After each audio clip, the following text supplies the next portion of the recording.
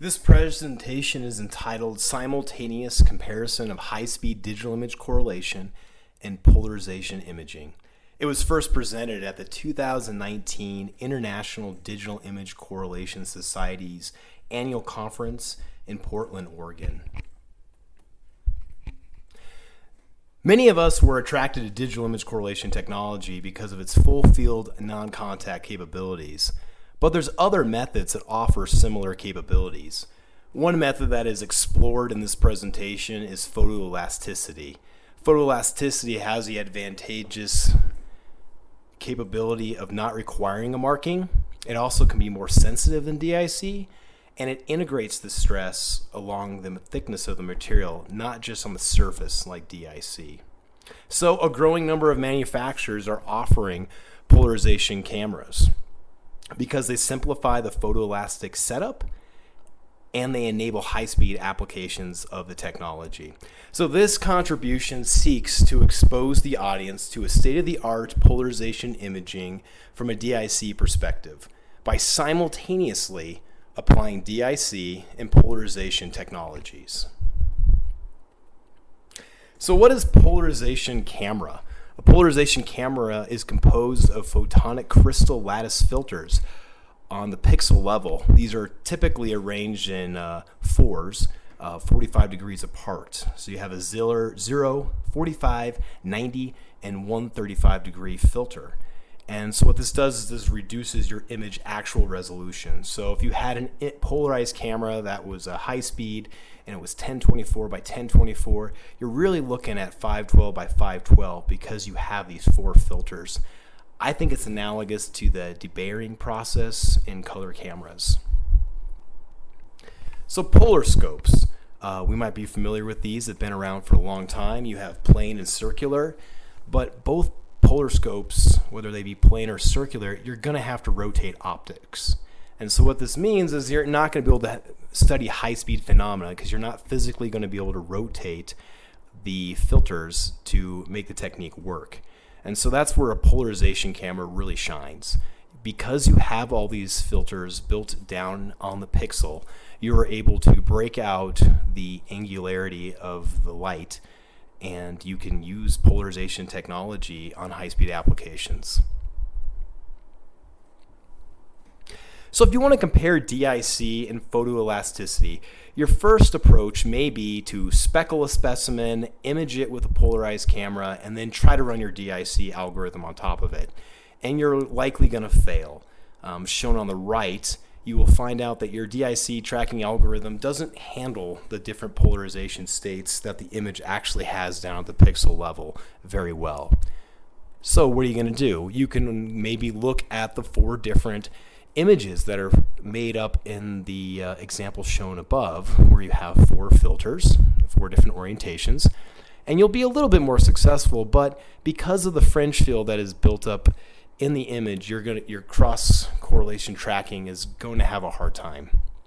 So the best way to simultaneously compare DIC and photoelasticity is to simply just add a new camera.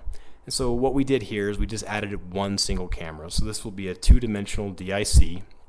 And to keep things consistent, we use two Photron cameras. We have a mini visible light camera, and then we use the Photron Krista camera. And we're going to sample our high-speed application at 3,000 frames per second. But first, let's use a tensile specimen. And so we have a source with a polarized filter and then a quarter wave plate, and the specimen, which needs to be transparent. And then we have the polarization camera and the DIC camera. The light source that we use was filtered to 512 micrometers, and the specimen was notched. The specimens were overhead transparencies because they were inexpensive and easy to load with a hand crank. Our first approach was to do a typical DIC speckle pattern, so that's white with black dots on half the specimen.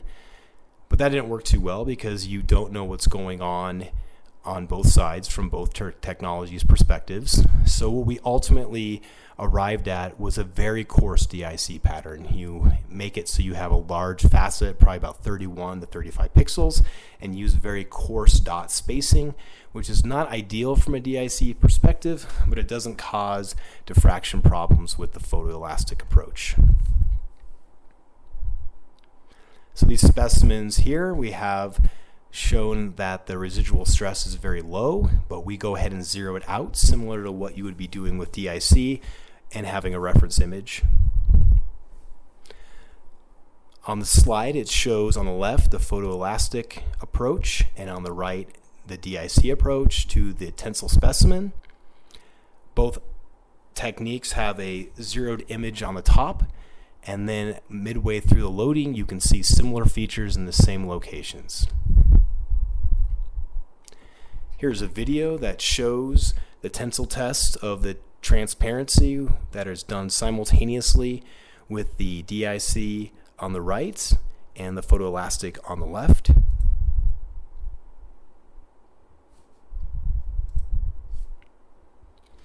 Now, moving on to the impact test, we have a similar test set up where we're going to use a single visible light camera in parallel with a polarization camera. But instead of a tensile specimen, we're going to use safety glasses, and we're going to apply a hammer hit at 3,000 frames per second. And to make things the same, we are going to zero out the polarization camera. Remember, polarization imaging has the advantage of being able to measure residual stress even if you didn't take a reference image. So to make it compare well with the DIC, we're going to go ahead and zero it out and take a reference image shown on the right.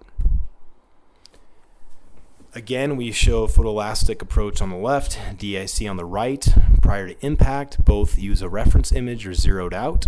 At initial impact, you can see the stress sites initiate, and then at peak stress, you can see the load paths on both the DIC and the photoelastic approaches. Here's a video that shows the two approaches. Again, this video is done on this exact same specimen with two synchronized high-speed cameras performing both methods simultaneously.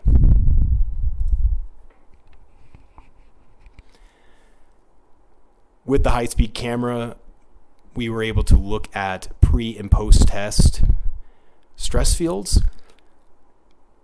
This would not be done with the DIC. You would have had to have a reference image, but using the polarization technique, we were able to achieve this, and the results are shown here.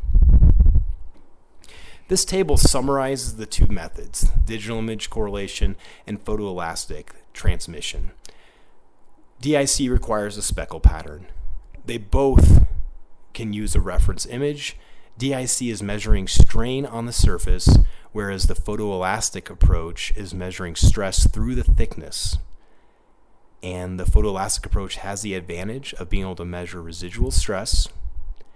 DIC has the advantage of being applied to opaque materials such as metallics, and both approaches can be performed at over 1 million frames per second. Edge distance with DIC is limited to half a facet, whereas photoelastic can get you all the way to the edge. DIC stress separation that's major minor is really easy to do, whereas photoelastic it's a little bit more tedious. So this method is useful for understanding the differences between DIC and polarization. It's also useful if you were wanting to break out the components of a photoelastic process. You could use the DIC field on top of the photoelasticity to break that out. It also makes it easier to interpret stress patterns in photoelasticity when you have the DIC overlay. So for example, if you had a production application where you wanted to look at residual stress in glass, but you wanted to first ground your results, you could take a test coupon of the production material, perform this approach where you're doing DIC and photoelasticity simultaneously to anchor your results, and then go with the polarization approach for production because you don't have to put markings on your specimen. So if you liked this and you'd like to take this work further, there's two things I'll suggest. The first is you could simply do a 3D DIC comparison to a polarization camera. This would help account for out-of-plane responses because of the stereo 3D measurement. Another approach you could take is to really work on your tracking algorithm and see if you could come up with a way to take a raw polarization image, say it's built into 4 different filters, and run just a DIC algorithm on that image and have them compare well. So if you like this presentation, or you'd like to have InnoSolve help you with some of your applications, we do a number of services. We break them out into solid and fluid techniques. For solid, digital image correlations by far are most popular. We can measure simultaneously stress, displacement, velocity, acceleration, angles, and 6 degrees of freedom. We can overlay FEM models. We can do very high speeds. We can use multiple systems. We can use this technique inside thermal vacuum chambers, high altitude chambers.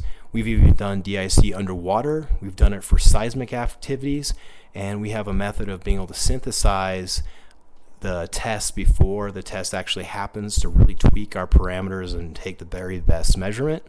Of course, as shown here, we do have a photoelasticity competency, infrared, 3D scanning, photogrammetry.